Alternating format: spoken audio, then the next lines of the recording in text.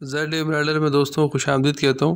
یہ ایک پکچر سے ہم نے ڈیزائن بنا کے دیا تھا کسٹمر کو، جو انہوں نے ریڈی کروایا ہینڈ ورک میں۔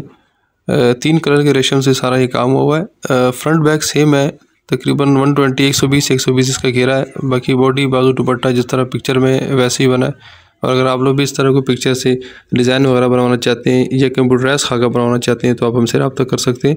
واٹس ایپ نمبر نیچے دے دیا گیا ہے۔